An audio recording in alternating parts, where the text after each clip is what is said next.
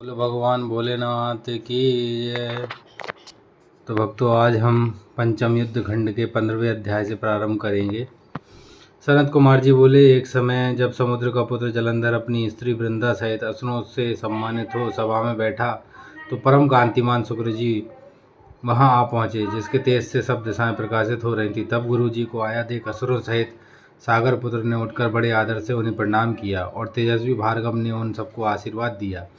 फिर उनको एक दिव्य आसन पर बिठा कर वे दैत्य की भी यथा स्थान बैठे और सागर पुत्र से नम्रता से यह प्रश्न किया, हे गुरुजी, राहु का सिर किसने काटा, यह आप हमें बतलाइए। इस पर शुक्राचार्य जी ने रोचन पुत्र हिरण्यकश्यपु और उसके धर्मात्मा पौत्र का परिचय देकर देवताओं और असुरों द्वारा समुद्र मंथन की संक्षेप में सब कथा कहकर यह बतलाया कि जब समुद्र से अमृत निकला तो उसे देव रूप से राहु पीने चला। इस पर इंद्र के पक्षपाती भगवान विष्णु ने ही राहु का सिर काट दिया। यह सुनते ही जलंधर के नेत्र लाल हो गए। उसने बड़ा क्रोध किया, अपने घसमर नामक दूत को बुलाकर गुरु का कहा हुआ सब वृत्तांत सुनाया और यह आज्ञा दी कि तुम शीघ्र ही इंद्रपुरी में जाकर उसे मेरी शरण लाओ। घसमर जलंधर का बड़ा निपुण दूत था। वह शीघ्र ही इंद्र को सुधर्मा नामक सभा में जा पहुंचा और कहा, हे देवता धम, तुमने समुद्र को क्यों मथा और मेरे पिता के सब रत्नों को क्यों ले लिया? ऐसा कर तुमने अच्छा नहीं किया। यदि तुम अपना भला चाहे तो उन सब रत्नों सहित देवताओं के साथ मेरी शरण आ, अन्यथा हे सुराधम, तेरे लिए यह बड़ा भय होगा और मैं सत्य कथा कहता हूँ कि तेरा राज्य विध्वंस हो जाएगा। इस पर इंद्र बहुत विस्मित हुआ और कहने लगा, पहले मेरे भय से सागर ने सब पर्वतों को अपनी कुक्षी में क्यों स्थान दिया और उसने मेरे शत्रु दैत्यों की रक्षा क्यों की? इसी कारण से मैंने उसके सब रत्न हरण किए हैं। मैं भी सत्य कहता हूँ कि मेरा द्रोही सुखी नहीं रह सकता। इसी प्रकार सागर के पहले पुत्र शंकासुर ने भी मेरी शत्रुता की थी, जिस पापी को मेरे छोटे भाई हरि ने मार डाला। अब समुद्र का यह दूसरा पुत्र हुआ है। इस कारण हे दूत, तुम शीघ्र जाकर समुद्र मंथन का यह वृत्तांत उसे सुनाओ। इंद्र की ऐसी बातें सुनकर वह दूत शीघ्र ही जलंधर के पास आया और सब बातें कह सुनाई। उसे सुनते ही वह दैत्य मारे क्रोध के अपने ओष्ठ फड़काने लगा और देवताओं को जीतने के लिए उसने उद्योग आरंभ किया।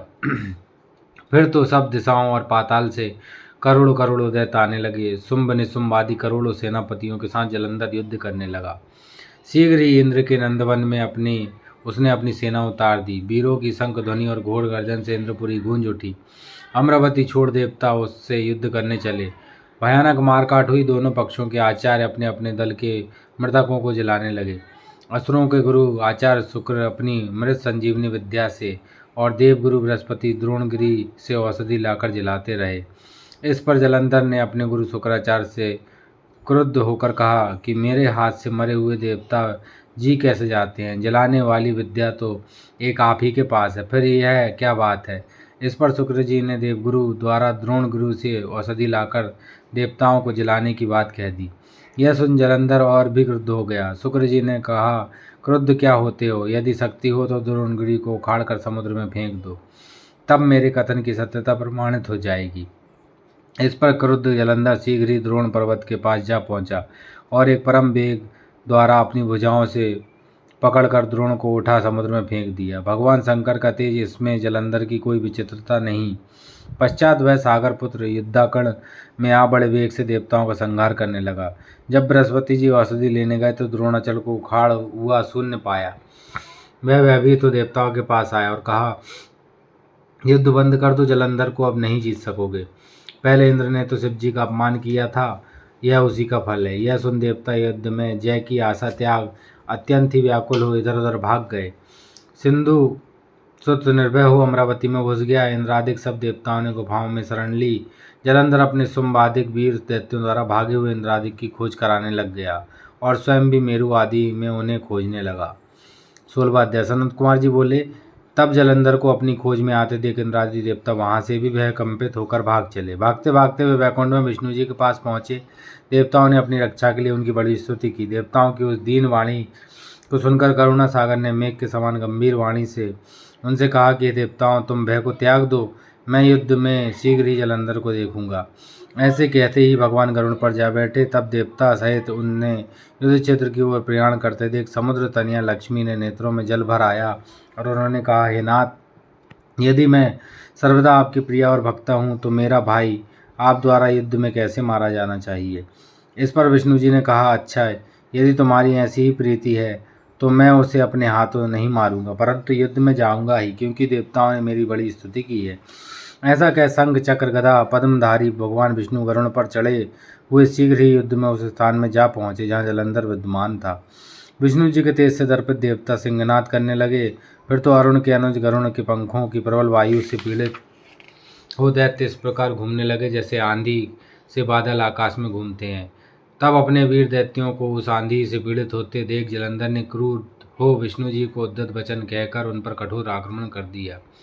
बलशाली विष्णु के तेज से पुष्ट देवता दैत्य से युद्ध करने लगे। इस पर जलंधर ने उत्तेजित हो अपने और भी पुष्ट सूरवीरों को युद्ध के लिए प्रेरित किया। फिर तो 1,00,000 मौर्य, 100 ध्रुम, 1 करोड़ कली काली के असुर और कालद द्योहार तथा कंक 1,00,000 आदि भी तत्क्षण ही उसकी आज्ञा से युद्धोन्मुख हुए। शुंभ और निशुंभ इन दोनों महाबलियों ने उनको सेनापतित्व किया। चतुरंगनी सेना समन्वित सब कुशल दैत्य युद्ध करने लगे। दोनों ओर से गदाओं, बाणों, शूलों और पट्टिशों आदि का भीषण प्रहार हुआ। मुनियों और सिद्धों को भय देने वाले देवता और दानवों में अत्यंत दारुण संग्राम उपस्थित हो गया। 17वां अध्याय। संत कुमार जी बोले, अब दैत्यों के तीक्ष्ण प्रहारों से बिंद कर देवता इधर भागने लगे। प्रबल दैत्यों के आगे उनका कुछ बस न चलता था। तब इंद्रादिकों को इस प्रकार भयभीत हुआ देख गरुड़ पर चढ़े भगवान युद्ध में आगे बढ़े। उन्होंने अपना सांग नामक धनुष उठाकर बड़े जोर का टंकार किया।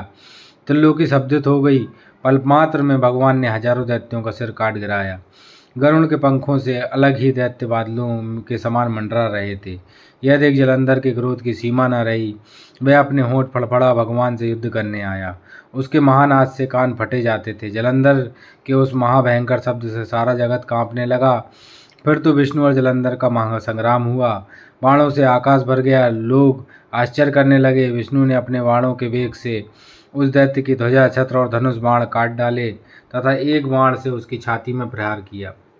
इससे व्यथित हो उसने अपनी प्रचंड गदा उठा गरुड़ के मस्तक पर दे मारी। गरुड़ पृथ्वी पर गिर पड़े। साथ ही क्रोध से उस दैत्य ने अपने होंठ फड़फड़ाते हुए विष्णु जी की छाती में एक तीक्ष्ण बाण मारा। इसके उत्तर में विष्णु जी ने उसकी गदा फाड़ काट दी और अपने सांग धनुष पर बाण चढ़ाकर उसकी बींधना प्रारंभ किया। जलंधर भी इन पर अपने पहने बाण बरसाने लगा। दोनों एक दूसरे के बाण को तिल तिल कर काटने लगे। एक दूसरे की छाती पर तीक्ष्ण प्रहार करते और घोर सिंहनाद करते। दोनों ही एक दूसरे को मार डालने की चेष्टा में क्रोध से कंपित हो जाते। उसी समय जलंधर ने विष्णु जी को अपने पहने बाण मारकर वैष्णव धनुष को काट दिया। धनुष के कट जाने से भगवान ने गदा ग्रहण कर ली और शीघ्र ही जलंधर को तान कर मारा भी।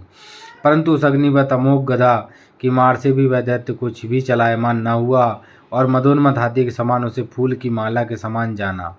साथ ही उस युद्ध दुर्मुद ने अत्यंत ही क्रुद्ध होकर एक अग्निमुख त्रिशूल उठाकर विष्णु पर छोड़ दिया। विष्णु जी ने शिव के चरणों का स्मरण कर नंदक नामक खड़ग से उस त्रिशूल का छेदन कर दिया। जलंधर ने झट विष्णु जी की छाती पर एक जोर का मुष्टिक मारा। उसके उत्तर में भगवान ने भी उसकी छाती पर अपने मुष्टिक का प्रहार किया। फिर दोनों घुटने टेक बाहुओं और मुष्टिकाओं से बाहु युद्ध करने लगे। कितनी ही देर तक भगवान उससे युद्ध करते रहे। इससे उनको बड़ा आश्चर्य हुआ। वे कुछ श्रमित से हो गए। तब सर्वश्रेष्ठ मायावी भगवान उस दैत्यराज से मेघवाणी में बोले, रे रण दुर्मुद दैत्य शेष तू धन्य है, जो इस महायुद्ध में इतने बड़े बड़े आयुधों से भी भयभीत ना हुआ। तेरे इस युद्ध से मैं बड़ा प्रसन्न हूँ। मैंने चराचर त्रिलोकी में तेरे समान योद्धा नहीं देखा। तू जो चाहे वर मांग, मैं अदेय वस्तु भी आज तुझे दे दूंगा। मायावी विष्णु की ऐसी वाणी सुनकर जलंधर ने कहा, हे भावुक, यदि आप मुझ पर प्रसन्न हैं तो यह वर दीजिए कि आप मेरी बहन के साथ तथा अपने सारे कुटुंबियों सहित मेरे घर पर निवास करें। सनत कुमार जी कहते हैं, उसके ऐसे वचन सुनकर विष्णु जी को खेद तो हुआ, किंतु उसी क्षण उन देवेश ने तथास्तु कह दिया। अब विष्णु जी सब देवताओं के साथ जलंधर के घर में जाकर निवास करने लगे। जलंधर अपनी बहन लक्ष्मी और देवताओं सहित विष्णु को वहां पाकर बड़ा प्रसन्न हुआ। फिर तो देवताओं के पास जो रत्नादिक थे सबको ले उनके स्थान पर दैत्यों को स्थापित कर जलंधर पृथ्वी पर आया।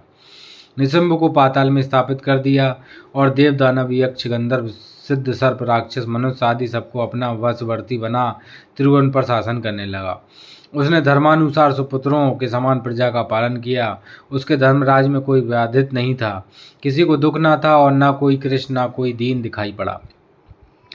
18वां अध्याय। सनत कुमार जी बोले, हे मुनीश्वर, तब उसको इस प्रकार धर्म पूर्वक राज्य करते हुए तथा भ्रात भाव को देख देवता शुद्ध हो गए, उनसे कुछ करते न बना। उन्होंने देवाधिदेव शंकर का मन में स्मरण करना आरंभ किया। कितने ही प्रकार से उनकी स्तुति की। तब भक्तों की कामना पूर्ण करने वाले शंकर ने नारद जी को बुलाकर देव कार्य की इच्छा से उनको वहां भेजा। शंभु भक्त नारद शिव की आज्ञा से देवपुरी में गए। इंद्रादिक सभी देवता व्याकुल हो शीघ्रता से उठ नारद जी की स्तुति करने लगे और उत्कंठा भरी दृष्टि से सबने नारद जी की ओर देखा। अपने समस्त दुखों को कहकर उन्हें उसे नाश करने की प्रार्थना की। नारद जी ने कहा, मैं जानता हूँ, इसके लिए मैं दैत्यराज जलंधर के पास जाने की इच्छा करता हूँ।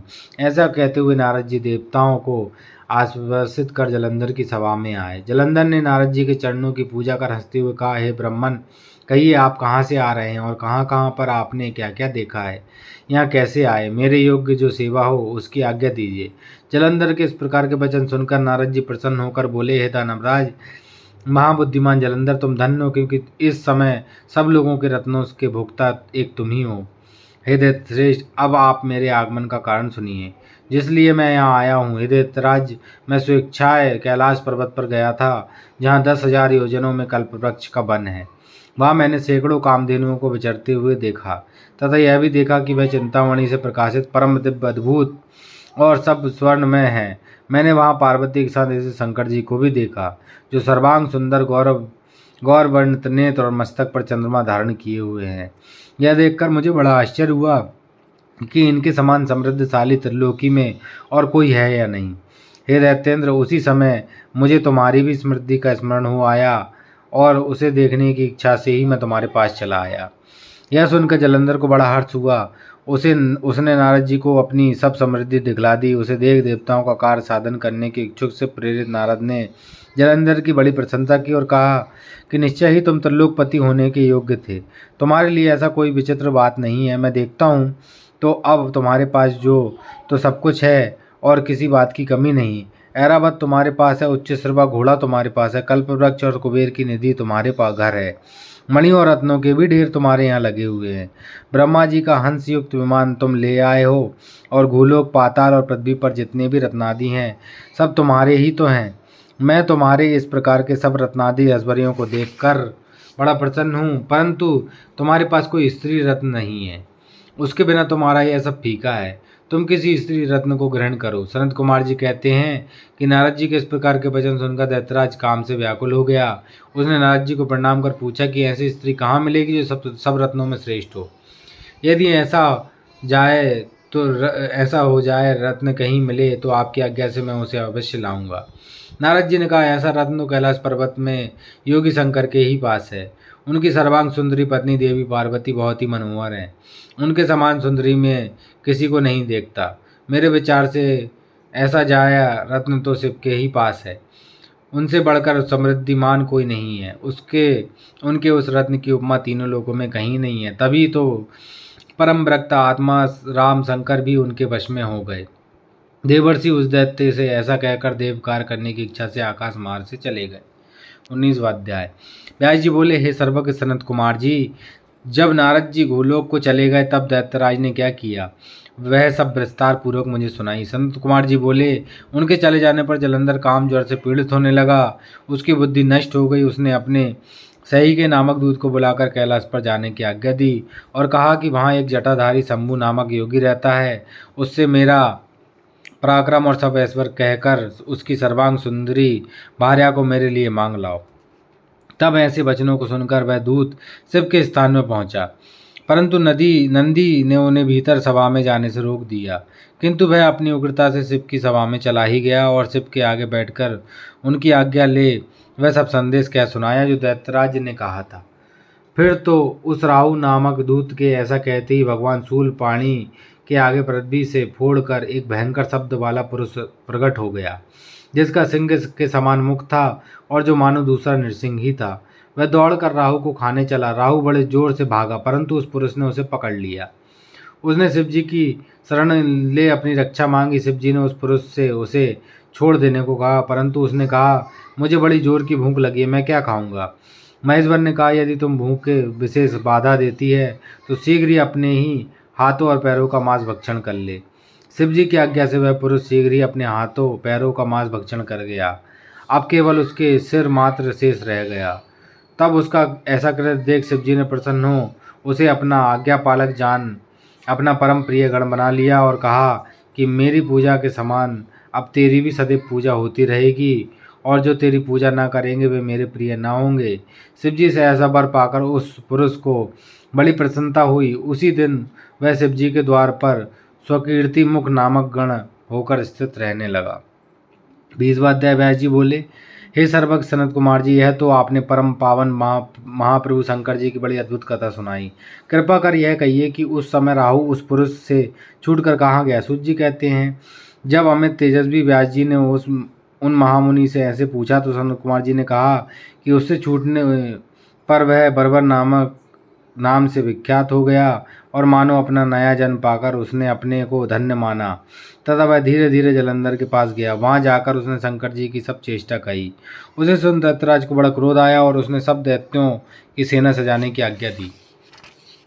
कालनेमी और शुंभ निशुंभ आदि महाबली दैत्य तैयार होने लगे। एक से एक महाबली दैत्य करोड़ करोड़ की संख्या में निकल युद्ध के लिए सन्नद्ध हुए। महाप्रतापी सिंधुपुत्र शिवजी से युद्ध के लिए निकला। उसके आगे महर्षि शुक्र और छिन्न श्री राहु हुआ। फिर तो उसी समय जलंधर का मुकुट खिसक कर पृथ्वी पर गिर पड़ा। आकाश में मेघ छा गया और बड़े अपशकुन हुए। इधर इंद्रादिक सब देवताओं ने एकत्र हो कैलाश पर शिव जी के पास पहुंचकर सब वृत्तांत कहा और यह भी कहा, आपने जलंधर से युद्ध करने के लिए जो विष्णु जी को भेजा था वे उसके वशवर्ती हो गए तथा अब वे लक्ष्मी सहित जलंधर के अधीन हो उसके घर पर निवास करते हैं। अब देवताओं को भी वहीं रहना पड़ता है। हम लोग अलक्षित होकर आपके पास आए हैं। अब वह बलि सागर पुत्र आपसे युद्ध करने आ रहा है, अतएव आप उसे मारकर हम सबकी रक्षा कीजिए। देवताओं से यह सुन शंकर जी ने विष्णु जी को बुलाया। विष्णु जी शीघ्र ही उपस्थित हुए। तब शिव जी ने विष्णु जी से पूछा, हे ऋषिकेश, युद्ध में आपने जलंधर का संहार क्यों नहीं किया और वैकुंठ छोड़ आप उसके घर में कैसे चले गए? मैंने तो आपको साधुओं की रक्षा और खलों के निग्रह के लिए नियुक्त किया था। उससे आप सर्वथा ही स्वतंत्र और इच्छाधारी हैं, फिर आपने यह क्या किया है? यह सुन विष्णु जी ने हाथ जोड़ नम्रतापूर्वक भगवान शंकर से कहा, उसे आपकी अंशी तथा लक्ष्मी का भ्राता होने के कारण ही मैंने नहीं मारा। वह बड़ा ही वीर और देवताओं से अजय है। मैं सत्य कहता हूँ, उसे कोई भी मार नहीं सकता। इसी पर मुग्ध होकर मैंने उसे उसके घर में स्वयं निवास करने का वचन दे दिया तथा इसी कारण मैं से वहाँ रहता हूँ। विष्णु जी के इन वचनों को सुनकर भक्त वत्सल शंकर जी हंस पड़े। उन्होंने कहा, हे सूर्यवन विष्णु, आप यह क्या कहते हो? मैं उस दैत्य जलंधर को अवश्य मारूंगा, इसमें कुछ भी संदेह नहीं है। अब आप सब देवता जलंधर को मेरे द्वारा मरा हुआ ही जानकर अपने स्थान को जाइए। जब भगवान शंकर ने ऐसा कहा तो सब देवता संदेह रहित हो अपने स्थान को गए। उसी समय पराक्रमी जलंधर अपनी विशाल सेना के साथ पर्वत के समीप कैलाश को घोर सिंहनाद करने लगा। दैत्यों के नाद और कोलाहल से शिवजी क्रुद्ध हो गए। उन्होंने अपने नंदी आदि गणों को उससे युद्ध करने की आज्ञा दे दी। कैलाश के समीप भीषण युद्ध होने लगा। दैत्य अनेकों प्रकार के अस्त्र शस्त्र बरसाने लगे। भेरी मृदंग शंख वीरों तथा हाथी घोड़ों और रथों के शब्दों से शब्दित हो पृथ्वी कांपने लगी। युद्ध में कटकर मरे हुए हाथी घोड़े और पैदल का पहाड़ लग गया। रक्त मांस यज्ञ का कीचड़ उत्पन्न हो गया, जिससे युद्ध भूमि और भी अगम्य हो गई। दैत्यों के आचार्य शुक्र जी अपनी मृत संजीवनी विद्या से सब दैत्यों को जलाने लगे। यह देख शिव जी के गण व्याकुल हो गए और जाकर शुक्राचार्य की यह सब बात कह सुनाई। उसे सुन भगवान रुद्र के क्रोध की सीमा न रही। वे अपने भयंकर रूप से दिशाओं को प्रज्वलित करने लगे। फिर तो उसी समय उनके मुख से एक बड़ी भयंकर कृत्या उत्पन्न हुई, जिसकी दोनों जंघाएं ताल वृक्ष के समान थीं। वह युद्ध भूमि में जा सब असुरों का चर्वण करने लगी। तब युद्ध भूमि में इस प्रकार विचरते हुए वह भृगु जी के भी समीप पहुंची और उन्हें शीघ्र ही अपनी योनि में गुप्त कर लिया। फिर स्वयं भी अंतर्ध्यान हो गई। शुक्र के गुप्त हो जाने से दैत्यों का मन मलिन पड़ गया और वे युद्ध भूमि छोड़कर भागे। इस पर उनके शुंभ निशुंभ और कालनेमी आदि सेनापतियों ने अपने भागते हुए वीरों को रोककर शिव गणों पर बड़ा कठिन प्रहार आरंभ किया। और ऐसा ही शिव जी के नंदी आदि वीर गणों ने भी, जिसमें गणेश और स्वामी कार्तिकेय भी थे, अपने गणों को रोक रोक कर दैत्यों से भीषण युद्ध करना आरंभ किया। 21वां अध्याय। संत कुमार जी कहते हैं, इसके पश्चात उन दानवों ने शिव जी के नंदी, गणेश और स्वामी कार्तिकेय आदि गणाधिपतियों के साथ द्वंद्व युद्ध करना आरंभ किया। अपने अपने जोड़ चुन परस्पर एक दूसरे से युद्ध करने लगे। एक ने दूसरे का, उसने उसके सारथी और को, रथ और वाहनों को, इसी प्रकार सभी के एक एक को मारा काटा। कितने ही किलकिला और सिंहनाद के शब्द हुए तथा डमरू आदि वाद्यों के स्वर से पृथ्वी कांप उठी। भूतगण दौड़ दौड़ कर दानवों को भक्षण करने लगे और कार्तिकेय ने दैत्यों को मार मार कर भीषण दृश्य उपस्थित कर दिया। गणेश जी तथा और भी दूसरे गण युद्ध भूमि में प्रलय मचाने लगे। उस समय शिव जी के गण प्रबल थे और उन्होंने जलंधर के शुंभ, निशुंभ और महासुर, कालनेमी आदि को पराजित कर दिया। यह देखकर सागरपुर जलंधर एक विशाल रथ पर, जिस पर लंबी पताका लगी हुई थी, चढ़कर युद्ध भूमि में आकर घोर गर्जन करने लगा। इधर जयशील शंकर के गण भी युद्ध में तत्पर हो गरजने लगे। इस प्रकार दोनों सेनाओं के हाथी, घोड़े, रथ, शंख, भेरी तथा दोनों ओर के वीरों के सिंहनाद से पृथ्वी व्याप्त हो गई। पश्चात जलंधर ने कुहरे के समान असंख्य बाणों को फेंक कर पृथ्वी से लेकर आकाश तक व्याप्त कर दिया और नंदी को 5, गणेश को 5 तथा वीरभद्र को एक साथ ही 20 बाण मारकर उनके शरीर को छेद दिया और मेघ के समान गर्जन करने लगा। यह देख रुद्रपुत्र कार्तिकेय ने भी दैत्य जलंधर को अपनी शक्ति उठाकर मारी और घोर गर्जन किया, जिसके आघात से वह मूर्छित हो पृथ्वी पर गिर पड़ा। परंतु वह इतना बली था कि शीघ्र ही उठ पड़ा और क्रोधाविष्ट हो कार्तिकेय पर अपनी गदा का प्रहार किया। ब्रह्म वरदान की सफलता के लिए शंकर पुत्र कार्तिकेय पृथ्वी पर सो गए। नंदी भी व्याकुल हो गदा प्रहार से पृथ्वी पर गिर गए, परंतु गणेश जी नहीं गिरे और उन्होंने अपने फरसे से जलंधर की गदा को काट दिया। उसी समय वीरभद्र ने उस दैत्य के हृदय में 3 बाण मारकर 7 बाण से उसे घोड़े, ध्वजा, धनुष और छत्र को छेद दिया। इससे क्रुद्ध दैत्य ने अपनी दारुण शक्ति का प्रहार कर गणेश जी को आहत कर दिया और रथ के टूट जाने से वह दूसरे रथ पर जा बैठा। फिर तो वीरभद्र ने उठकर उससे बड़ी देर तक घोर युद्ध किया और उसके सारथी और घोड़ों को मार, धनुष को काट, उसकी पताका को भी काट दिया, जिससे वह दैत्य परम क्रुद्ध हो हाथ में परिघ ले शीघ्र ही वीरभद्र को मारने दौड़ा और परिघ का प्रहार कर दिया। उसके लगने से वीरभद्र का सिर फट गया और बहुत सा रक्त बहने लगा। वीरभद्र व्याकुल हो धराशायी हुए। तब वीरभद्र को पृथ्वी पर गिरा देख शंकर जी के गण चिल्लाते हुए संग्राम भूमि छोड़ बड़े वेग से भाग चले। अपने गणों को भागने का यह कोलाहल सुन अपने निकट स्थित एक गण से शिवजी ने पूछा कि यह क्या हो रहा है, मैं इसे शीघ्र शांत करना चाहता हूँ।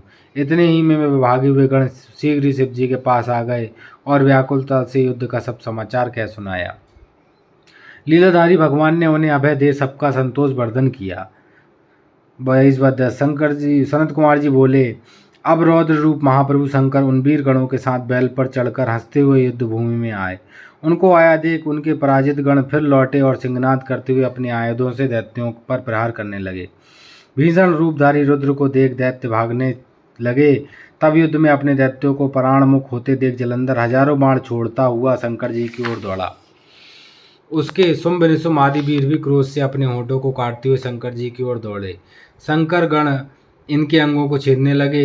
इतने में शंकर जी ने जलंधर के सब बाण जला जालों को काटकर अपने गणों को निर्भय कर अपने अन्य बाणों की आधि से दैत्यों को पीड़ित कर दिया। खड़ग रोमा नामक दैत्य को अपने फरसे से मार डाला। पलाहक का सिर काट दिया। घसमर भी मारा गया और शिवगण त्रिशिखा द्वारा प्रचंड दैत्य का सिर काटा गया। किसी को शिवजी के बैल ने मारा और बहुत से उनके बाणों से मार डाले गए। यह देख जलंधर अपने संवादिक दैत्यों को धिक्कारने लगा और भयभीत को धैर्य देने लगा, पर किसी प्रकार भी उसके भयग्रस्त दैत्य युद्ध को ना आते थे। दैत्य सेना ने पलायन किया। तब महाक्रोध जलंधर शिवजी को अपनी ओर ललकारने लगा। साथ ही उसने 70 बाण मारकर शिवजी को विद्ध कर दिया तथा और भी बहुत से बाणों का प्रहार किया। शिवजी उसके बाणों को काटते रहे, यहाँ तक कि उन्होंने जलंधर की ध्वजा, चक्र और धनुष को भी काट दिया। फिर 7 बाणों से उसके शरीर में भी तीव्र आघात पहुँचाया। धनुष के कट जाने से जलंधर भी गदा उठाई। शिवजी ने एक प्रचंड बाण मारकर उसकी गदा के टुकड़े टुकड़े कर दिए। इससे उत्तेजित हो वह शिवजी का पर मुष्टि प्रहार करने दौड़ा, परंतु अक्लिष्ट कर्मा शंकर जी ने उसे पीछे खदेड़ दिया। उसने समझा कि शंकर मुझसे अधिक बलवान है, अतएव उसने गंधर्वी माया उत्पन्न कर दी। अनेकों गंधर्व और अप्सराओं के गण प्रकट हो गए। वेणु और मृदांगी बाजुओं के साथ नृत्य और गान होने लगा। इससे अपने गणों सहित रुद्र भी मोहित हो एकाग्र हो गए। उन्होंने युद्ध बंद कर दिया। फिर तो काम मोहित जलंधर बड़ी शीघ्रता से त्रिनेत्र शंकर का रूप धारण कर वृषभ पर बैठ पार्वती के पास जा पहुंचा। जब पार्वती ने अपने पति शंकर को आते देखा तो सखियों का साथ त्याग वे आगे आई। उन्हें देखते ही कामातुर जलंधर का वीरपात हो गया और उस पतन से जड़ भी हो गया। गौरी ने उसे दानव समझा। वह अंतर्ध्यान हो उत्तर की ओर मानस पर चली गई। तब वहां पार्वती को ना देख जलंधर फिर शिव जी की ओर लौटा। उधर पार्वती जी ने विष्णु जी को बुलाकर दैत्यराज जलंधर का कृत्य कहा और यह प्रश्न किया कि क्या आप इसके अवगत हैं? भगवान ने हाथ जोड़ सिर नवा उत्तर दिया, आपकी कृपा से मुझे सब ज्ञात है। हे माता, अब जो आज्ञा हो पालन करूं। जन्म माता ने विष्णु जी से कहा, उस दैत्य ने जो मार्ग खोला उसका अनुसरण उचित है। मैं तुम्हें आज्ञा देती हूँ कि तुम जाकर उसकी स्त्री का पातिव्रत भ्रष्ट करो, वह दैत्य तभी मरेगा। पार्वती जी की यह आज्ञा पाते ही विष्णु जी सिरोधार्य कर छल करने के लिए जलंधर के नगर की ओर चले। तो भक्तों, आज हमने पंचम युद्ध खंड के 32वें अध्याय 22वें अध्याय तक का कथा का श्रवण किया, जिसमें हमने विष्णु भगवान इंद्र और भगवान शंकर के जलंधर के साथ युद्ध की कथा का श्रवण किया। इससे आगे की कथा का कल हम श्रवण करेंगे, जिसमें हम जलंधर के वध की कथा का श्रवण करेंगे। यदि आपको कथा में आनंद आए तो हमारे चैनल को लाइक करें, सब्सक्राइब करें, शेयर करें, कमेंट करें। बोलो भगवान भोलेनाथ की जय। हर हर महादेव।